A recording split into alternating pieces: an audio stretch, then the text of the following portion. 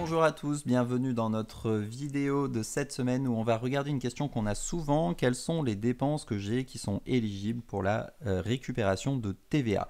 Donc on va rappeler les conditions pour récupérer de la TVA. On va discuter des dépenses éligibles ou pas.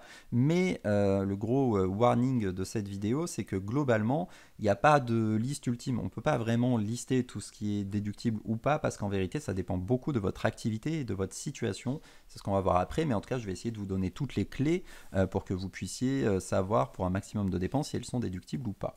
Donc pour rappel, les conditions pour pouvoir déduire de la TVA, la première c'est d'être soi-même redevable de la TVA. Bon, évidemment, on ne peut pas récupérer de la TVA si on n'en collecte pas.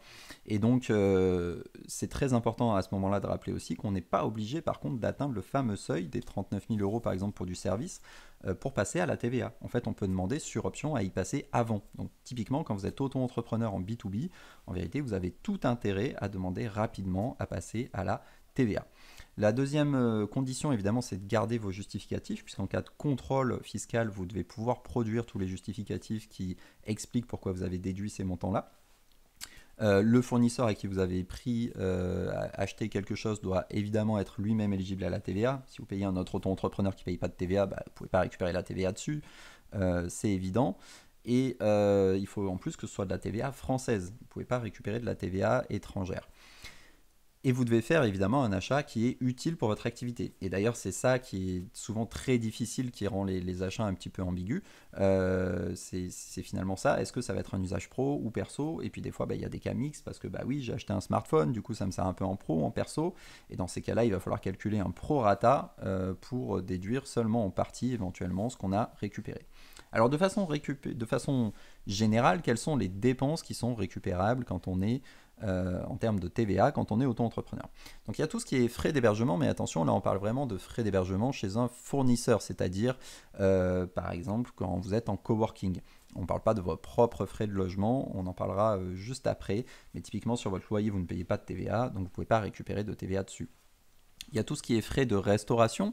Alors, en gros, ils sont de deux types. Soit vous mangez avec un prospect, c'est des repas de prospection. Soit vous mangez, c'est des repas de mission parce que vous êtes en déplacement et que du coup, vous êtes obligé de manger en extérieur. Il y a tout ce qui est matériel publicitaire. Bon, ça, c'est évident que vous n'en auriez pas acheté si vous n'étiez pas un professionnel.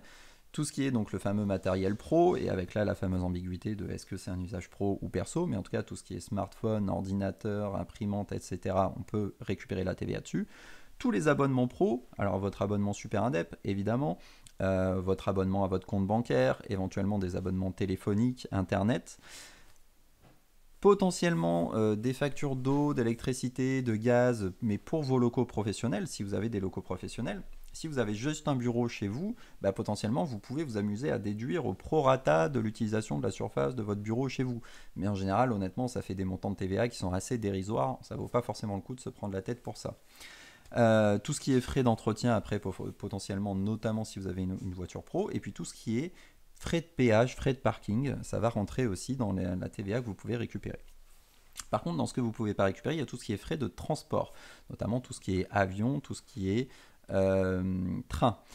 Tous les frais de logement, donc comme je disais par exemple sur votre loyer, alors, en fait il y a des conditions particulières, c'est que par exemple si vous louez un meublé, éventuellement il y a de la TVA dessus parce que c'est la loi qui dit ça, mais voilà, globalement si vous êtes auto-entrepreneur, que vous travaillez de chez vous, vous ne pouvez pas récupérer la TVA sur votre loyer, vous pouvez par contre le récupérer sur le matériel éventuellement qui meuble votre bureau par exemple.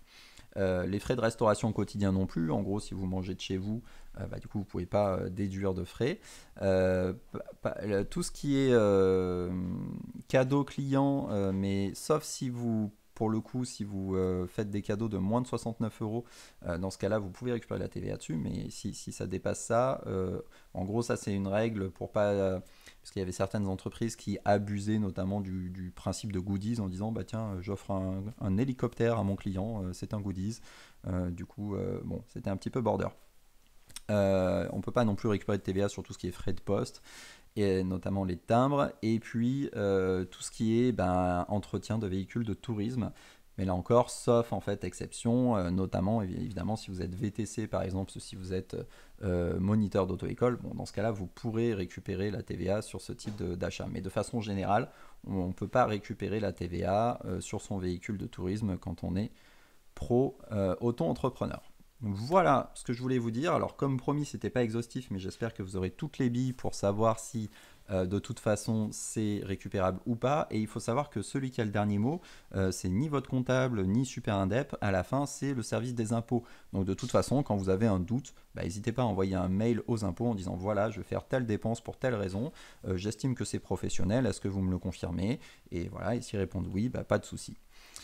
Comme d'habitude, si cette vidéo a été utile, n'hésitez pas à mettre un like pour qu'elle soit utile à encore plus de monde. N'hésitez pas non plus à nous poser des questions sur les réseaux sociaux. On se fera un plaisir de vous y répondre.